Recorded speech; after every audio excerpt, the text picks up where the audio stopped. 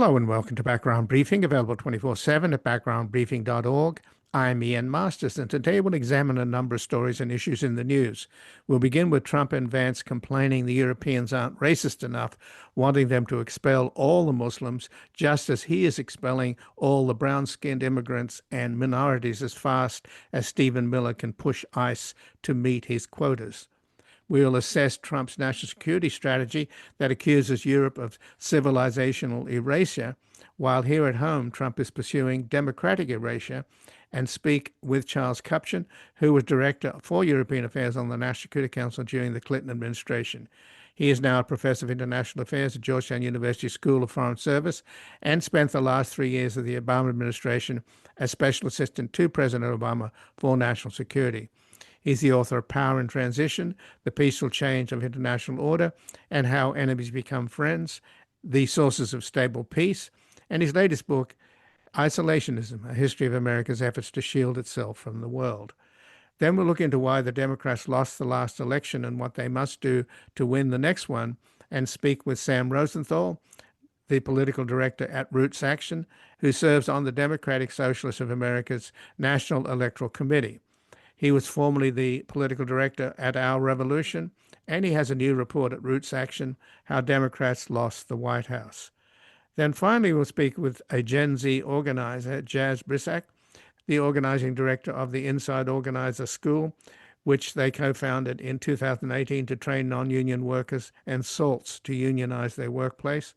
They first started organizing in Mississippi, working on a UAW campaign at the Nissan factory and volunteering as a Pink House defender at the state's last abortion clinic.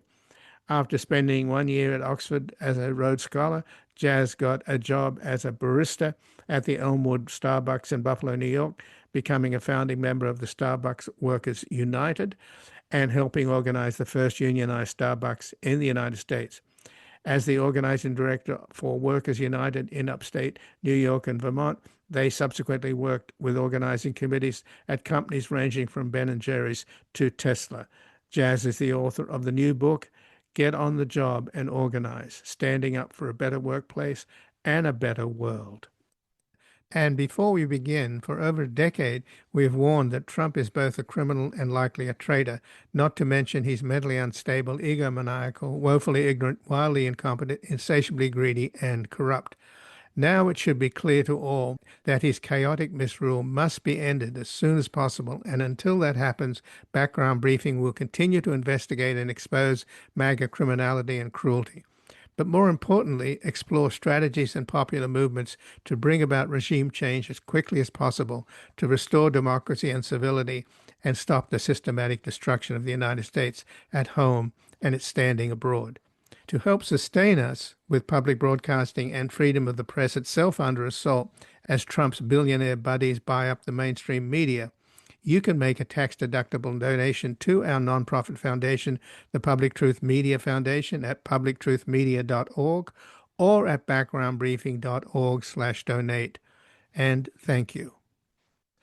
And joining us now is Charles Kupchan, who was Director for European Affairs on the National Security Council during the Clinton administration. He's now a Professor of International Affairs at Georgetown University School of Foreign Service. Welcome to Background Briefing, Charles Kupchan. Good to be back with you, Ian. Well, thanks for joining us, Charles. And since you worked on the National Security Council at a senior level in both the Clinton administration and the Obama administration, it seems that we don't have a national security process anymore in this White House, that it's chaotic. You've got too many cooks in the kitchen, with Marco Rubio wearing two hats as both the Secretary of State and the National Security Advisor. You've got J.D. Vance's buddy Driscoll pushing the Ukraine deal in one direction. You've got Jared Kushner and Steve Witkoff looking into business deals, pushing in another direction. And you've got basically complete sycophants and amateurs in the top levels of our national security apparatus at the CIA, at the DNI, and at the FBI, and most importantly, at the Department of Defense. So, I mean, it must be incredibly difficult for Europeans and particularly the Ukrainians to deal with the United States government because they keep having to deal with different people all the time. I would say that you just summed it up. There is a very small inner circle of people around Trump that have access to him and that are running the show on foreign policy and on domestic policy. As far as I can tell, the U.S. government, and by that I mean the bureaucracy, the National Security Council, the agencies, are mostly out of the loop. And even though there are people sitting in the NSC, in the White House, I don't think they have much input into or insight into what is going on.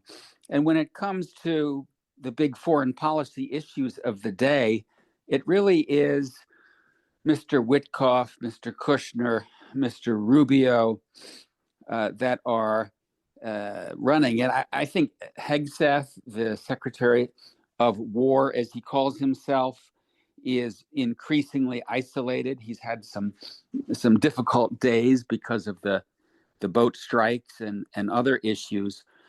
And one of the big problems that we have, particularly when it comes to Ukraine, is I think that the people that are calling the shots, Witkoff in particular, don't have any experience with geopolitics. He's a real estate developer. He thinks he can go and make a deal, and it's all about finding the right terms. And for Russia, the war in Ukraine is primarily ideological. It's not about territory. It's not about this cost and this benefit. And I think that's one of the reasons that the efforts so far to end this war are not paying off. I don't think that the administration, the people around Trump himself, have their arms around the nature of this conflict. Well, the Europeans have got to be rattled by the recently released national security strategy document, which accuses Europe of causing civilizational erasure. When here in the United States, Trump is causing democratic erasure. And you're just back from Warsaw, Charles. I noticed the cover of Der Spiegel, the German magazine, has a picture of Putin sitting down, carving up Europe with a knife, and standing behind him with his hands on Putin's shoulders is Donald Trump, both looking incredibly malevolent. And the caption in German says, "Two villains, one goal." So, how alarmed are the Europeans? The Europeans are, I would say, quietly panicking. And I say quietly because I think they have for now been able to find a formula for working with Trump. And it's not pretty, it's not easy. It makes European leaders and publics uncomfortable. But so far, what the Europeans are doing is not confronting him, not saying this national security strategy, this peace proposal for Ukraine, this is all unacceptable and we're done with you.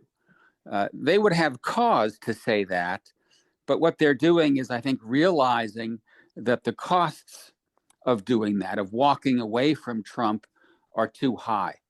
And that's simply because the Europeans remain heavily dependent on the United States for security.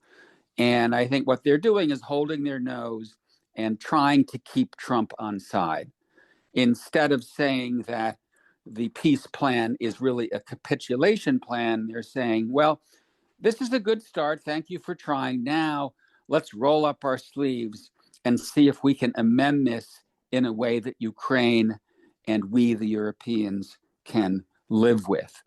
The national security strategy that was published last week was a bitter pill for many Europeans, both because, as you said, the document was quite condescending toward Europe and saying that Europeans are headed for a civilizational erasure because they're letting in too many non-white Christians.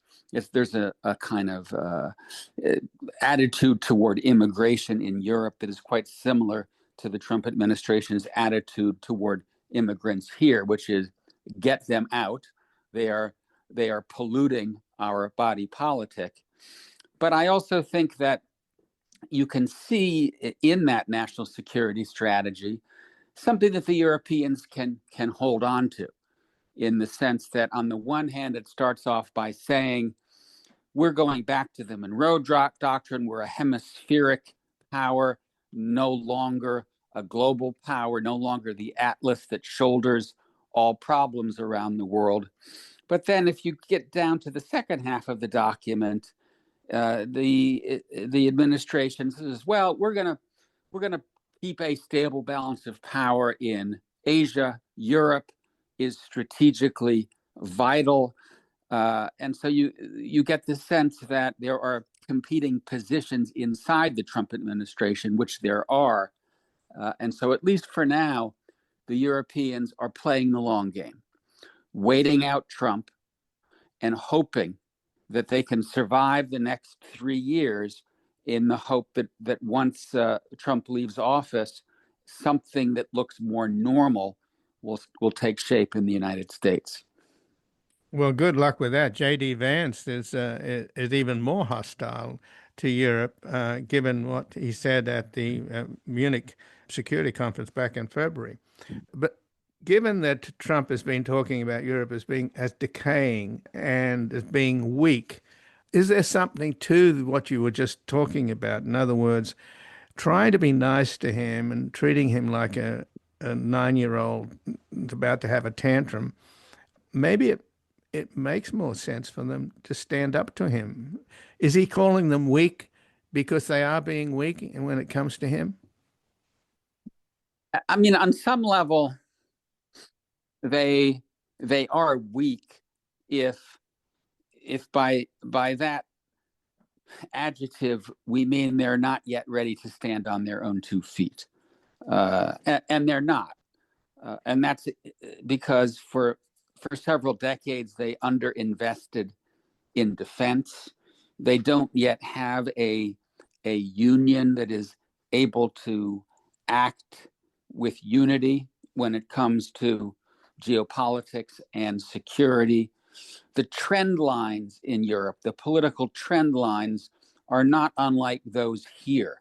The hollowing out of the political center, the rise of ethno-nationalism, the move away from allowing Brussels to call the shots as opposed to national capitals. So I think the Europeans are simply being realistic.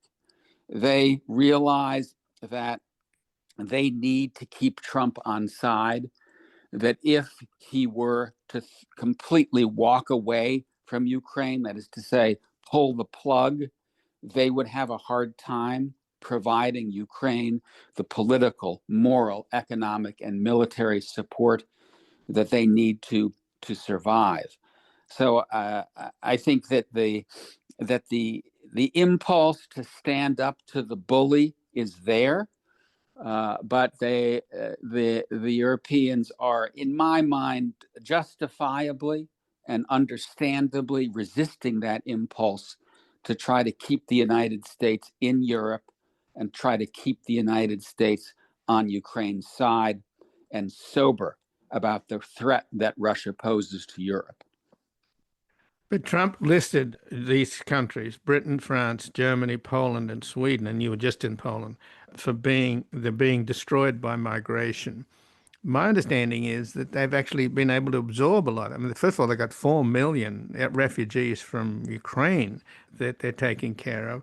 And then back when the Syrian war was going on and the Russians joined in, and millions of refugees came out of Syria and out of other Middle Eastern countries that were in chaos. It seems like they were able to absorb these people. It's not without some social problems. But just in the last minute, Charles, my understanding is that a lot of these countries that he's trashing, particularly the Scandinavians, the Germans, etc., have in many ways, if not a higher standard of living, a higher quality of life than we do. They have 6 weeks vacation, they have childcare, pregnancy leave, free healthcare, etc., etc. So is this also an attack on social democracy? Why this hatred? I mean, I know it's been written, this whole thing's been written by Michael Anton, who's kind of a firebrand on the far right. And Defense One, the Defense magazine, is saying that in the classified version of this national security strategy, Trump's calling for a C5, a core five of the world powers, getting rid of the G7 of democratic countries, having a core group, America, China, India, and Japan, and Russia, and also encouraging Brexits in Europe of Austria, Hungary, Italy, and Poland. Where the antipathy to Europe comes from is I think difficult to pinpoint, because I think it has different ideological sources. You put your finger on one, which is that there is an anti-immigrant narrative that tracks with the anti-immigrant narrative here, and the Trump administration uses the anti-immigrant platform right now, I think, as its main political calling card, in part because on economic issues, on tariffs, on Trump being Mr. Peacemaker, it's not going particularly well. And so I think Trump is doubling down on the anti-immigrant narrative, both here in the United States and in Europe, because it's the one thing that he can say, hey, I'm delivering. I shut the southern border. I'm deporting immigrants without documents. And now I'm saving Europe from too many Muslim immigrants. For Vance and the MAGA movement, I think it is more about social values and cultural issues. Many in the MAGA movement see Europe as too woke, too liberal, too secular. And what they're doing is trying to favor those parties on the far right that in many ways mimic the effort by the Trump administration to move quickly to the opposite side of the spectrum, very conservative, negative on gender issues, negative on abortion, and many of the issues that are at the center of the culture wars here. I think for Trump himself, it's more about the EU as an institutional Frankenstein. I think he sees international institutions as encumbrances, as tentacles that insert themselves into national sovereignty. And I think we know that he has golf courses in which he said, oh, the EU is too intrusive, telling me what fertilizers I can use and how much water I can use. So for him, I think he wants to take down an institution and go backwards to the 19th century, a Europe of hard sovereign nation states. And anybody who's read any history would know that that's not a good bet, because if Europe goes back to hard sovereign nation states, it may go back to bloodshed. And then the final dynamic is, I think that the administration sees Europeans as free riders, as countries that didn't invest enough on security because Big Daddy, Uncle Sam, was taking care of them. And now they're saying to the Europeans, hey, you guys are rich, you've got money, why should we be taking care of you? Go build your own military forces. So I think it's this combination of critiques that's coming together to create this hostility to Europe. And that hostility is palpable. And it's one of the reasons that European leaders, even though they are trying to keep Trump on side, are dealing with publics that feel quite alienated from the United States and that are really scratching their heads and saying, what in God's good name has happened to the country that was with us shoulder to shoulder for the last 80 years or so? Well, Charles Kupchan, I thank you very much for joining us here today. My pleasure. And again, I've been speaking with Charles Kupchan, who was Director for European Affairs on the National Security Council during the Clinton administration. He's now a Professor of International Affairs at Georgetown University School of Foreign Service and spent the last 3 years of the Obama administration as Special Assistant to President Obama for National Security. He's the author of Power in Transition, The Peaceful Change of International Order, and How Enemies Become Friends, The Sources of Stable Peace. And his latest book is Isolationism, A History of America's Efforts to Shield Itself from the World. We're going to take a brief station break and back looking into why the Democrats lost the last election and what they must do to win the next one. The element heats the air, but it's still damp, cold and bare. You must wear another layer in the shadow of an empire. The factory lathe can be heard in the arcade by stall owners who trade. Every grain must be weighed in the shadow of an empire. Welcome back. I'm Ian Masters, and this is Background Briefing, available 24/7 at backgroundbriefing.org. And joining us now is Sam Rosenthal, who is a political director at Roots Action and serves on the Democratic Socialist of America's National Electoral Committee. He was formerly the political director at Our Revolution, and he has a new report at Roots Action, How Democrats Lost the White House. Welcome to Background Briefing, Sam Rosenthal. Thanks for having me. Happy to be here. Well, thanks for joining us. And clearly, the loss of the White House has been a catastrophe, and it seems like it was unnecessary, and it all sort of came crashing down when Biden had his first and only debate with Trump, and suddenly everybody saw how infirm he was, and they realized that the catastrophe was such that he had to quickly resign before the bleeding basically put the Democrats into the wilderness. It's given how alarming it was. It's pretty amazing that they actually managed to come so close in the House and pretty close in the general election between Trump and Harris. Trump had 77 million, and she was at what? I think, was it 74 million? Yeah, I think she was just 2 million votes or so short. Yeah.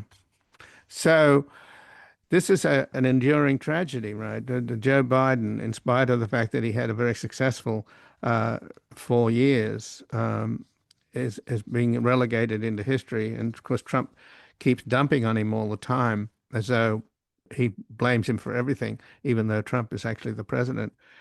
This is sort of a sort of Shakespearean tragedy, isn't it? It is, and it's sort of a story of hubris from certainly Biden and his team, but also the Democratic Party more broadly. It's a story about overconfidence, but also an inability to see the truth of what was unfolding before them, which was that voters were not happy with the results Biden had delivered for the most part. Many voters were struggling economically.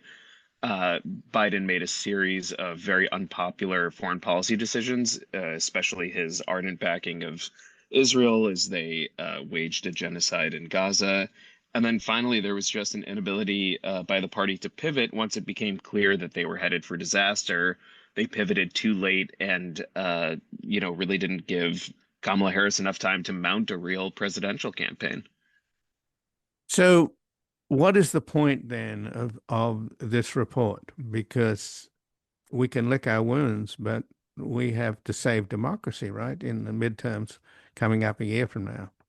Sure, of course. Well, there's the old adage about, those who don't learn from history are condemned to repeat it. And so we think it's important for there to be some sort of postmortem, some analysis of what went wrong with the 2024 election, what missteps the party made, what missteps individual candidates made, where there were opportunities that weren't picked up, that were missed, that could have, driven more voters into the Democratic column. And if we don't do that collectively as everyone who's opposed to Trumpism, who's opposed to the encroaching creep of fascism in this country, how can we expect to move forward with any kind of clarity? And so that's the point of writing a report like this. this is it's a worthwhile endeavor. The Democratic Party itself is working on its own report, which was supposed to have been released by this point, but hasn't been. And so we think it's really critical that we look back and we say, what went wrong? What did we do wrong individually? What happened at the party level that was a mistake? And how can we do things differently next time? There's also a report out now from Way to Win, which is a left-leaning strategic donor collaborative and strategy hub that's very similar to your report. So I find it pretty extraordinary that when, you can obviously blame Biden for his ego.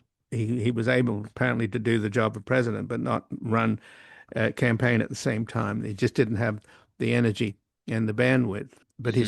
his wife clearly loved being first lady and was covering up his infirmity, as was Tom Donilon uh, Hmm. and Steve Ricchetti, the two closest aides.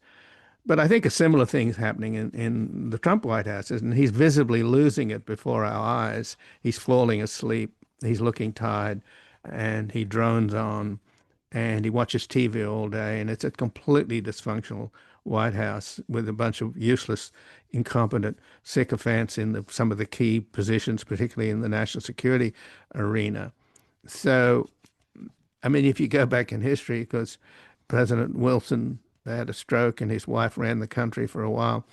So, what is it about this sort of dysfunction at the top, where you have so much secrecy and so little ability to really deal with the reality of a president who's losing it?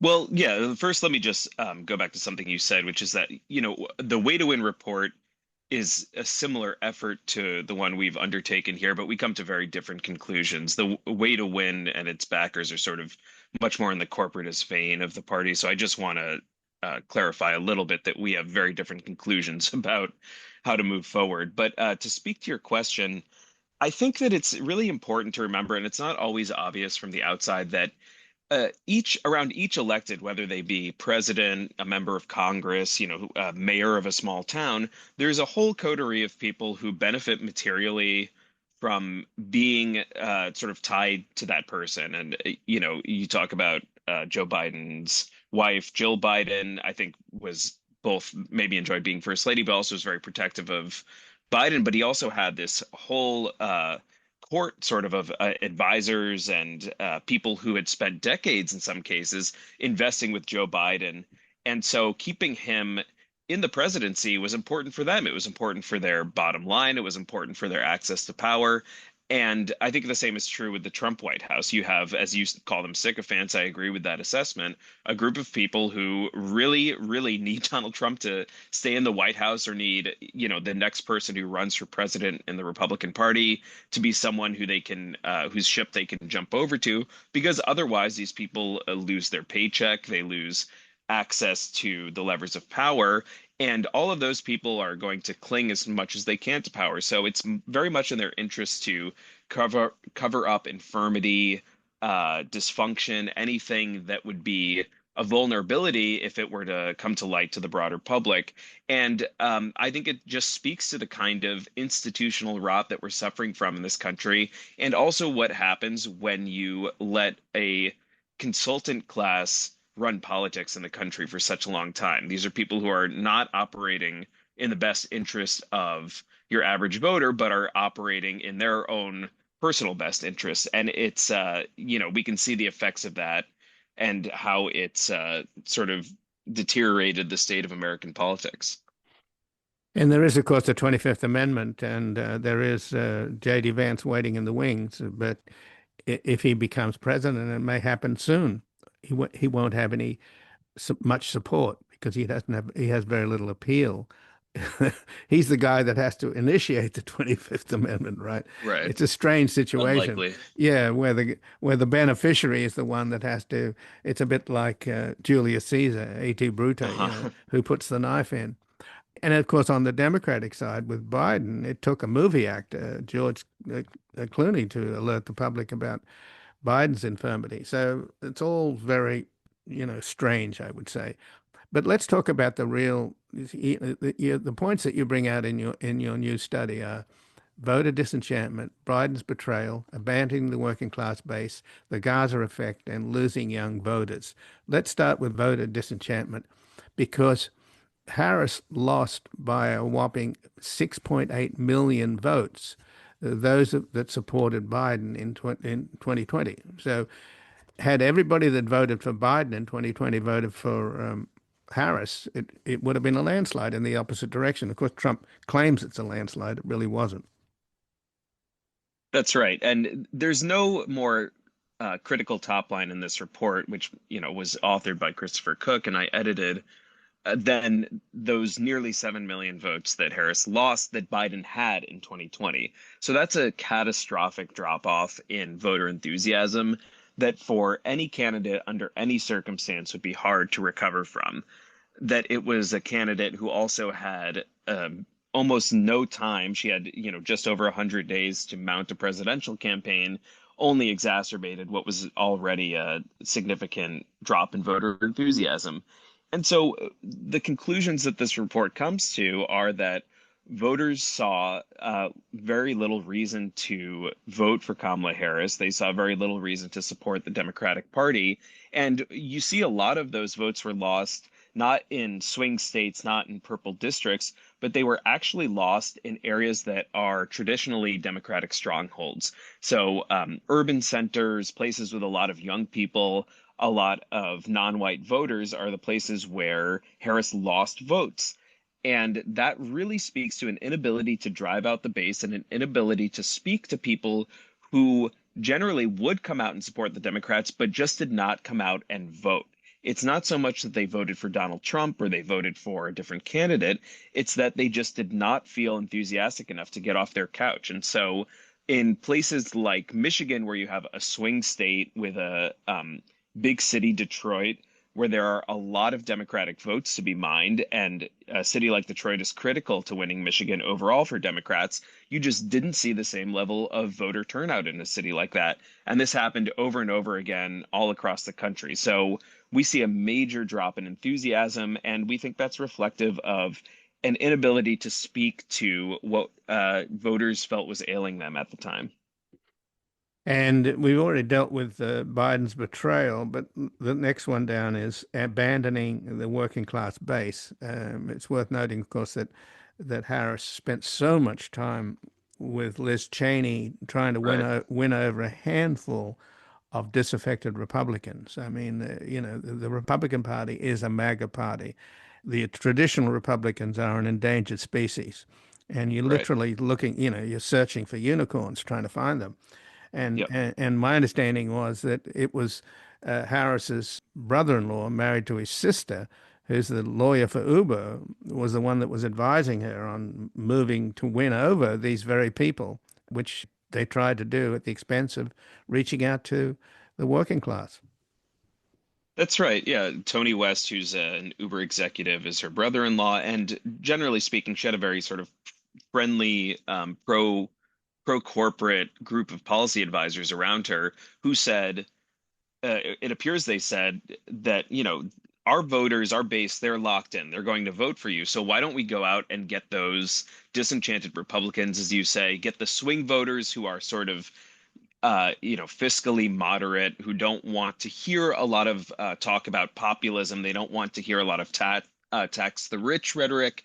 And we think that was just a complete misfire, a total mistake. She spent the end of the campaign with Liz Cheney and with Mark Cuban. She did a ton of campaign stops with Mark Cuban, who's a billionaire who used to own a sports team. This is not someone who speaks to the needs of average working people in the country. And we saw already that the messaging around the economy was very resonant. Donald Trump promised all these things he couldn't deliver on, but he said he was going to bring down the price of eggs. He was going to bring down the price of housing. And that's what people responded to. They were feeling that there was a real acute economic distress in their lives. They wanted they wanted the ship turned around immediately. And Harris effectively went out and said, Bidenomics was pretty good for people. We were able to turn this trend around and that trend around, and we inherited COVID and the economy was in shambles when we came into the White House. And all of that may have been true, but that's not the way voters felt. They didn't feel like, oh, the ship is turning around. I've got money in my pocket again. They felt quite the opposite. And the Democrats just were incapable of pivoting away from that message that Biden has been doing a pretty good job with the economy. That's not the way people felt. So the Gaza effect, of course, we've to some extent touched on that, and that was clearly the young Americans, particularly Gen Z, was just appalled, and they stayed away as a result. But talk about the losing young voters, because the recent Harvard poll found that only 13% of Gen Z, that's people between the ages of 18 and 29, feel that the country's going in the right direction, and only 39% support capitalism itself. So those statistics would indicate that the country could well be moving to the left in the future. Yeah, I think that there's a lot of evidence that younger generations, I'm a millennial, and the generation younger than me, the Gen Zers, are very favorable to more progressive economic policies and more redistributive economic policies, which are really anathema to certainly to the Republican Party and also to the corporatist core of the Democratic Party. But these are the sorts of policies that younger voters, especially who are going to become an increasingly large share of the overall voter population in this country, that we want to see implemented. And right now, it just seems that the Democratic Party mainstream, is really allergic to picking up those policies. So we see in 2024 that there was just generally very little attempt to engage with younger voters. This was a bloc that was very strong for Biden in 2020, so there may have been an assumption that, oh, we'll win 60% plus once again of these voters. But once again, there was sort of an assumption that people would vote against Trump, and no one's going to vote for Trump. But I think it was very different when Trump was in the White House to vote Biden in versus when Biden was in the White House to vote against the possibility of Trump coming back in. That was a little bit harder for voters to wrap their minds around. And so once again, we just saw a disenchantment. And there was a poll in 2022, in the summer of 2022, that found that 94% of Democrats under the age of 30, 94% did not want Biden to seek a second term. And that set off zero alarm bells within the party. We at Roots Action saw this and we were alarmed by it, but we were already at that point saying, don't run, Joe, don't seek reelection. But this apparently caused no alarm within the party mainstream, and they just plowed ahead. But that is a damningly high number of young voters who didn't want to see the incumbent president run for another term. And that should have been a signal to the party that something was wrong and that they needed to reassess their strategy. So I think we'll continue to see this, that if the Democrats are incapable of speaking to the affordability crisis, the cost of housing, the cost of college education, the inability of younger people to find jobs in this job market that's increasingly financialized, dominated by AI, that if they can't speak to those concerns, they are going to lose young people and leave young people more vulnerable to right-wing rhetoric. And we saw this in the last election, sadly. A lot of young men, especially, were wooed by a sort of more hateful, more extreme politics that said, your problem is that there are too many immigrants in this country, or your problem is that there's a campaign against men in this country. We don't believe that any of those things are true. In fact, quite the opposite. But we do think that that can be a compelling rhetoric in the place of a counter narrative from Democrats and from the left. Well, Sam Rosenthal, I thank you very much for joining us here today. I appreciate it. Thank you so much for having me. Happy to have been here. And again, I've been speaking with Sam Rosenthal, who's a political director at Roots Action and serves on the Democratic Socialist of America's National Electoral Committee. He was formerly the political director at Our Revolution, and he has a new report at Roots Action, How Democrats Lost the White House. We're going to take a brief station break. We're back speaking with the Gen Z union organizer, a founding member of Starbucks Workers United, and they are currently on strike across the country. I can never be president as long as I'm loving you. I can never be president just as long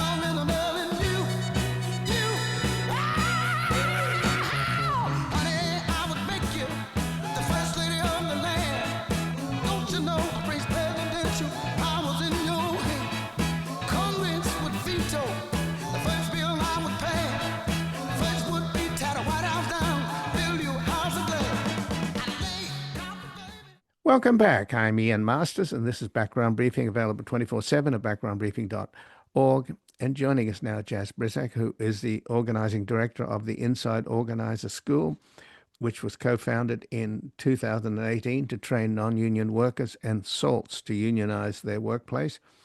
They first started organizing in Mississippi, working on the UAW campaign at the Nissan factory in Canton, Mississippi, and volunteering as a Pink House defender at the state's last abortion clinic. After spending 1 year at Oxford as a Rhodes Scholar, Jazz got a job as a barista in the Elmwood Starbucks in Buffalo, New York, becoming the founding member of Starbucks Workers United, and helped organize the first unionized Starbucks in the United States. As the organizing director of the Workers United in upstate New York and Vermont, they subsequently worked with organizing committees and companies ranging from Ben & Jerry's to Tesla, and Jazz is the author of the new book just out, Get on the Job and Organize, Standing Up for a Better Workplace and a Better World. Welcome to Background Briefing, Jazz Brisack. Thanks so much for having me. So great to be here. Well, thank you, Jazz. And starting on November the 13th, hundreds of Starbucks baristas walked out of the job in 34 U.S. cities Thursday. It's a month-long strike, and the union, which you started, had more than 3,800 baristas have joined in this nationwide strike, which is spread to 180 stores in 130 cities. And the Starbucks Workers United represent 11,000 baristas at more than 550 active stores in the U.S., demanding improving staffing levels, predictable schedules, and better pay. So how is the strike going? Well, I should say, in the 4 years since we won our first Starbucks election, we just celebrated that 4-year anniversary about a week ago. The campaign is quite different than it was, but I think the core of what we taught folks at the Inside Organizer School, which was the core of the strategy of the Starbucks campaign, was that to win, you need two things. You need a strong and representative organizing committee of workers, and you need a hammer to bring down on the company, to force a company to respect the right to organize. And so, I think from the beginning, we had the most incredible dynamic organizing committees you can imagine. And then we've been trying over the years, I think, to bring down a hammer with, a lot of push and pull, conflicting ideas of strategy and of what would actually bring the company to the bargaining table. And so I'm not currently working for Workers United, but I think hopefully this does put more pressure on Starbucks. And I think from the beginning, we've said, we need a boycott. We need to make the public aware of what Starbucks is doing. And so anything that's pushing in that direction is positive. Well, the Starbucks Workers United Union has spread to over 650 stores since its birth in Buffalo 4 years ago. And this strike comes after years of illegal anti-union activities by Starbucks. And there was a historic $39 million settlement announced in December for more than 500,000 labor violations committed by Starbucks management in New York City since 2021. So this is a company led by an obviously very egotistical guy, Howard Schultz, who thought he was so brilliant that he should run for president of the United States. What explains the hostility to workers? And similarly, I guess, given that Trader Joe's is in the same position, it has a lot of workers, right? It's a consumer-based operation. What explains this hostility?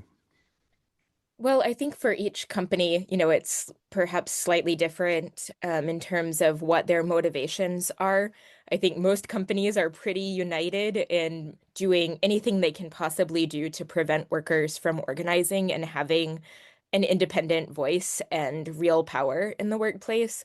For Starbucks, I think this is a rare company that hates unions more than they like money. They've shown they'll spend any amount of money and take any amount of reputational damage to try to fight the union. And Howard Schultz wrote in one of his books in the 90s about workers who had tried to organize in the 80s in Seattle when Starbucks was still a much smaller, Seattle company. And he talked about viewing the union as a referendum on leadership of the company. And so therefore, when Howard took over, he viewed it as a referendum on his own leadership. If he was doing a good job, he thought workers would not want to unionize. And so at the height of the union campaign in Buffalo, Howard flew in to give a captive audience meeting where, they closed every store. They brought workers all together into this hotel ballroom. And Howard talked about, how great he was, how great Starbucks benefits were, how this was a company he wished his dad had been able to work for. And he compared Starbucks workers to prisoners in the Holocaust who weren't given enough blankets for each person, and so they had to share their blanket. And he told us that that was what he was trying to do at Starbucks, share his blanket. And on that day, his net worth was $4.8 billion. So this certainly backfired, but that really showed the depth of, both Howard's ego and his anti-union beliefs. So, given that the Starbucks workers are demanding better pay, the head of Starbucks, the CEO, Brian Niccol, he's the fifth highest paid CEO in the United States in 2024. His pay package is an astounding $95.8 million. And on the board for the last 20 years, the Starbucks board has been anchored by Melody Hobson, who also sits on the board of JP Morgan Chase, and she's married to George Lucas of Star Wars fame. And also, I might note that Brian Nichols, the CEO of Starbucks, is on the board of Walmart. And Walmart and Starbucks seem to have a lot in common in terms of their anti-union activities. Yes, for sure. I mean, Brian Niccol came out of Chipotle, where I have friends who were trying to organize at Chipotle, and they successfully won at a store in Michigan. And Brian Niccol, just like Starbucks, made Chipotle as vehemently anti-union as possible. They would do anything possible to prevent workers from actually being able to organize and share power. He oversaw the closing of stores in Maine that tried to unionize, the firings of workers in Oklahoma, and the stonewalling of bargaining in Michigan. And so, that's exactly the playbook that Starbucks wants to continue to follow around, bargaining with Starbucks Workers United. I think, there was a brief period when the grassroots global boycott of Starbucks, after we had expressed solidarity with Palestine, was putting a lot of economic pressure on the company. And their CEO at the time, Lakshman Narasimhan, had been working, in India and in the UK previously. And I don't think he was as vehemently anti-union. So, Howard Schultz and other Starbucks management, I think, got rid of Lakshman and brought in Brian Niccol because he was much more aligned with their, stop at nothing to crush the union beliefs.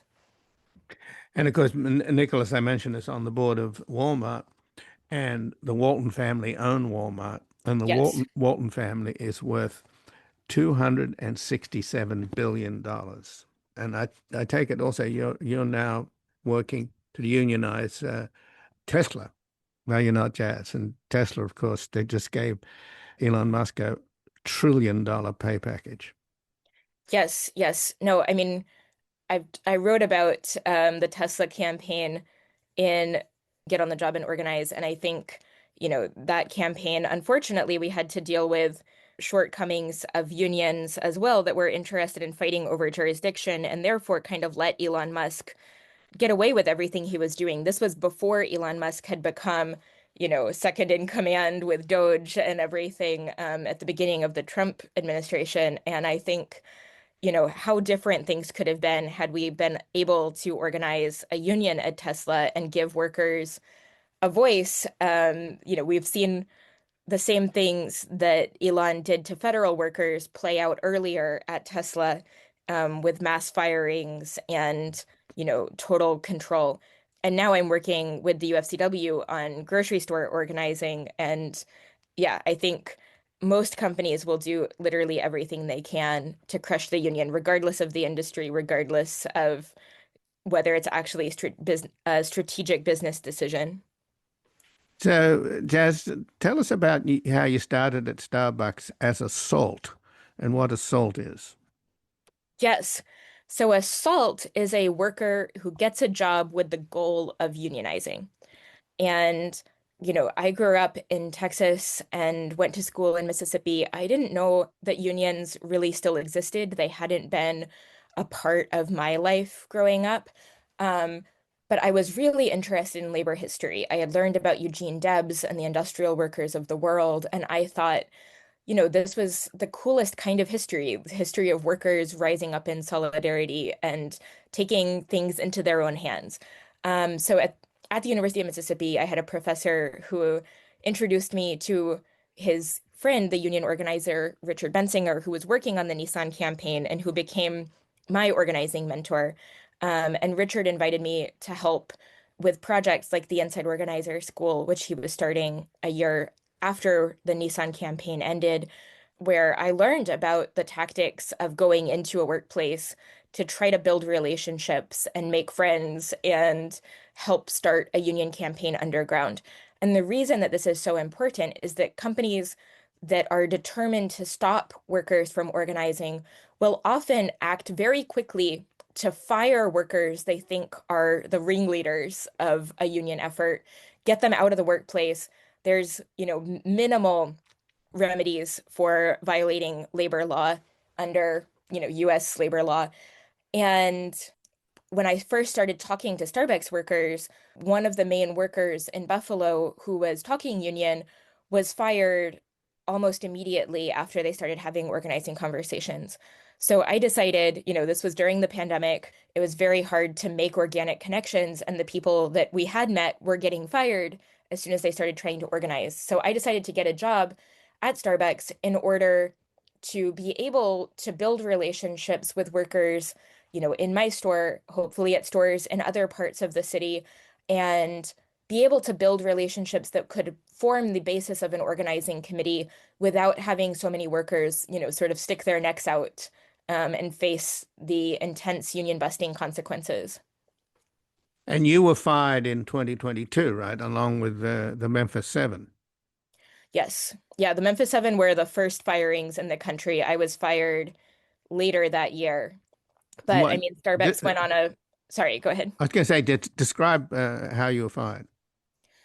Well, I was constructively discharged. Starbucks would take different tactics with different workers. They fired the entire organizing committee in Memphis, who became the Memphis Seven. They fired the person who trained me, Cassie, first, telling her that after they'd slashed her hours, she was fired because her availability wasn't open enough. They ended up scheduling me for all of these shifts that I wasn't able to work, wasn't available for. They never accepted my availability changes. And so basically, they forced me to quit by making things hard on my coworkers. And so the National Labor Relations Board, has made many rulings in many of these cases saying, these were unlawful firings. But Starbucks has appealed those cases. Some of them they appealed all the way up to the Supreme Court, including the Memphis Seven case, which, they're using our cases to set terrible precedent that affects workers throughout the country. And, even if we eventually got justice, which, seems unlikely under a Trump labor board and, Supreme Court, the penalties for breaking the law are so minimal that, Starbucks is basically incentivized, like all companies, to break the law first and ask questions later. So your union that you founded is also very much a Gen Z union, and you're a Gen Z. And there was an interesting poll that came out from Harvard Youth Voters poll recently that found that only 13% of Gen Z feel that the country's heading in the right direction, and only 39% of Gen Z support capitalism. So that's a pretty extraordinary statistic, and it would lead you to assume that as Gen Z matures, it may well move the country politically to the left. Is that wishful thinking on my part? I don't think it's wishful thinking at all. I think Gen Z in particular has seen the total breakdown of all of these promises that, we were made by the folks in power over the years, right? And so when Howard Schultz was campaigning against the union, he kept talking about the American dream. For most young people, there is no American dream. People have a lower standard of living than their parents. People are going into huge debt to get an education that they were promised, would help them achieve economic mobility, and then realizing, all of these things aren't the case. We're facing climate collapse and, the rise of unfettered AI and all of these things that are really threatening to workers who are increasingly stuck in dead-end jobs, stuck taking abuse from, customers or managers or any part of this structure without any voice and any way to make things better. And so I think people are turning to unions. I think people are turning to politicians like Bernie Sanders or Zoran Mamdani, who are promising, a different and more humane way of structuring society.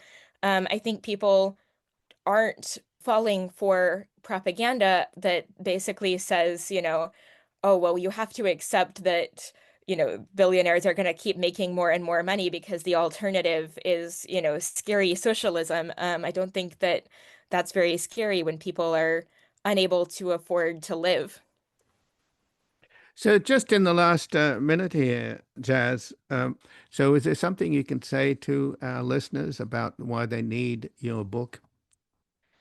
Well, I wrote Get on the Job and Organize to try to demystify the process of union organizing and help shed some light, not just on why so many workers are organizing, but also on how more people can be taking up this fight in their own workplaces. It's not rocket science. I think one of the takeaways of the book is, if we could do it, anybody can do it. And so I think, through the stories of campaigns like Spot Coffee, Starbucks, Tesla, and Ben and Jerry's, I've tried to make sort of a blueprint of how we were able to come up with a replicable model that could result in the unionization of hundreds of stores around the country so that more folks can take up that fight in their own workplaces and really help transform society and make a more just world. And I take it, whether you have a bad boss or a good boss, you still have to unionize.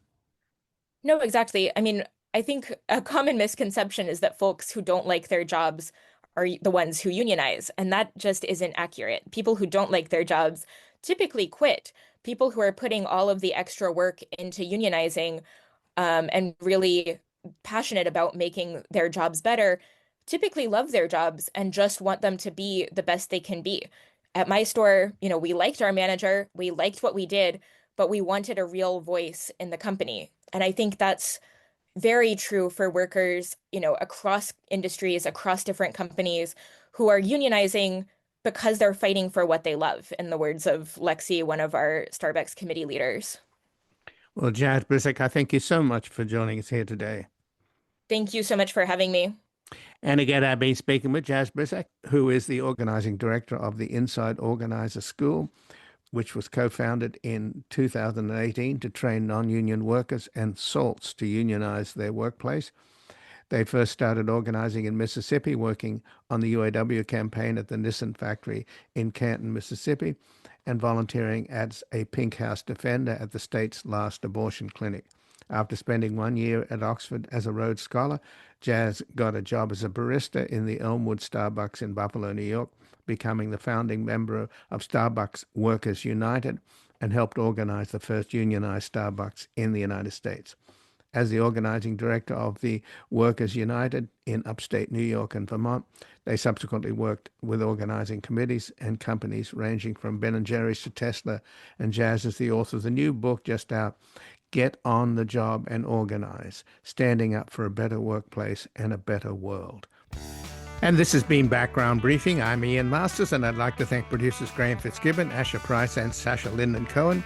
If you missed any of today's program and would like to explore our vast archives, you can find us at backgroundbriefing.org, where we include extended interviews, searchable by topic, and have made it easier for you to sign up for daily email updates and provide links to resources, articles, and books discussed on the program. Also, you can find links there to subscribe wherever you get your podcasts, and we highly encourage your ratings and reviews on these platforms. Find us on Twitter, Blue Sky, and Facebook at Ian Masters Media, and our new social media manager, Luke Susswood, is also posting highlights from the show on YouTube, TikTok, and Instagram at Ian Masters Media. So please do help us reach more listeners by sharing this program with friends, family, and colleagues. And to help sustain this program into the future and ensure it remains free to all, please take a moment to support us by going to backgroundbriefing.org/donate and/or at publictruthmedia.org, where your tax-deductible donations, large and small, keep us broadcasting. And I'll be back tomorrow with another background briefing at backgroundbriefing.org. Bye for now.